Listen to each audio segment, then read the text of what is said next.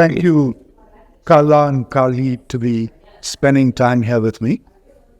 Our dream at Titan Company is actually to make Tanishq into a global jewelry brand. And we actually believe that it has the makings of that, of becoming that. And the reason why we got all of you today to talk to you was to get a better sense of how much Tanishq appeals to you in the manner in which we have brought it in Dallas, and how you feel about the jewelry that you saw, and what better things that we should be doing in order to appeal more to the Americans in the Dallas area and in the US in general. So that's the purpose of this talk.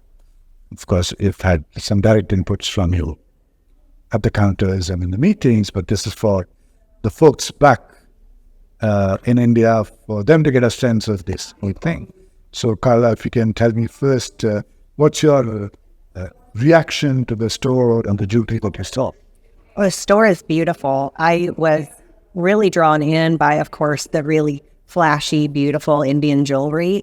But I was really surprised at how many simple, elegant, everyday wear that you had. I think you did a great job crossing over and having a great, what's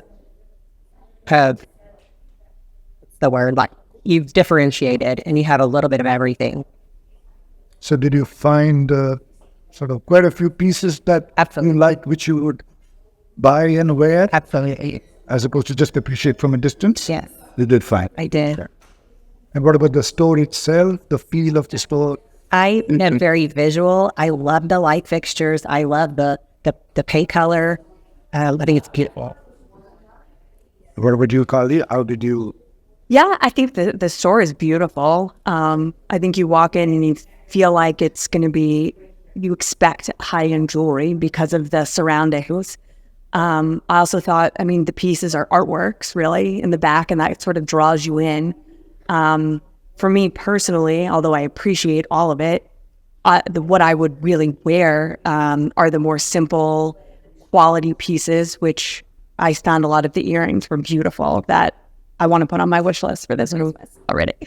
Yes. And would there be any kind of suggestions to us from you on expanding the line of jewelry that would appeal to you? Yeah, I don't know that I saw every single case. I think for me, I wear like a lot of pendants. I know crosses are really big. I didn't really see a lot of crosses. And then hoops. I'm big with the earrings because I'm on a lot of jack calls, so jewelry from here up is really what I focus on. Yeah. So yeah, probably more of a variety of simple earrings, I would probably say, where to choose from. Yeah. And is jewelry to you, what all does jewelry mean? Is it just fashion, accessorization, self-expression, or is it also an investment, depending on the price you pay? Yeah, I think a little bit of all of that. I think it is self-expression. I told you earlier, the whole outfit makes me feel pretty, right? So the jewelry is part of that for me. Most of what I wear daily is costly jewelry because in my line of work, I don't want to wear really expensive stuff. But in the evenings, when I have dinner with my husband, I like to put on my, expensive jewelry, and but it's all self-expression, I think. And therefore, is there any expectation you have from the value that you invested in that piece from an upgrade point of view in the future? Like what we told you about what Tanishq offers, which is when you buy a piece and a couple of years later when you want to upgrade, and the prevailing price of the gold which is in it and the diamonds which are in it, that you will get the value for that, which helps you to upgrade to a more exquisite piece. How familiar or how many people offer this kind of value in the US, and do you see it as a differentiator and a welcome thing? To me, that's very appealing. I think it is a differentiator in this market. I think when I want to buy jewelry, I don't really wear costume jewelry. The only jewelry that I wear is something that somebody's gifted me, something that means something. I like to wear real jewelry, and I see it as an investment. So what I can afford now will hopefully be less than what I can afford in 10 years. So the idea of being able to upgrade makes a lot of sense. When I think about what I want to buy for jewelry, I want to buy classic pieces that I can eventually hand down to my daughters.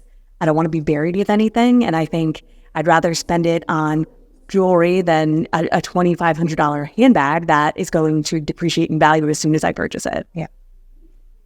And so this kind of a policy would certainly appeal. Totally appealing. I, again, don't buy myself expensive stones or jewelry pieces, but I'm definitely going to tell my husband about, this company, because I think that's huge. I think that's a differentiator for sure. Did you hear them say that? So this was the part that I really liked, is that you can work with somebody, build a list, right? Like, pick out all the pieces that you like, and then you send your husband in. No, and then they pull out all the pieces that you've already picked, tried on, that you love. And so that he has a variety of price points, a variety of pieces when he does decide to get something. Oh, right? I didn't hear that.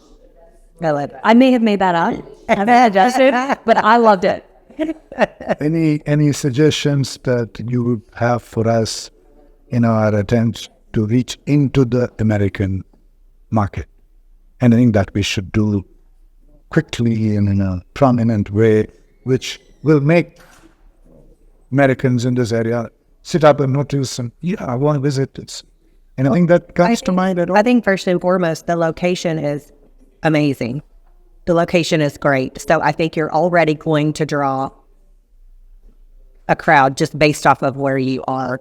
I'm not a big social media person, but I think in today's market, you have to be on social media. We have to have a presence. So, and I'm sure y'all are, but that would just be my two suggestions. So it's almost a great place to host events, almost. I mean, the jewelry is really artwork, right? And again, building trust, building those relationships, and having events, people bring other people. A referral network is really what you need, right? Like, now that I'm familiar with this store, if I knew y'all were having an event at night, I would invite a few friends to come and check it out. And that's, in this market, it feels like, for me, that's how I would feel most comfortable getting introduced with a jeweler. Yeah. To somebody you know and all that kind of. Yeah.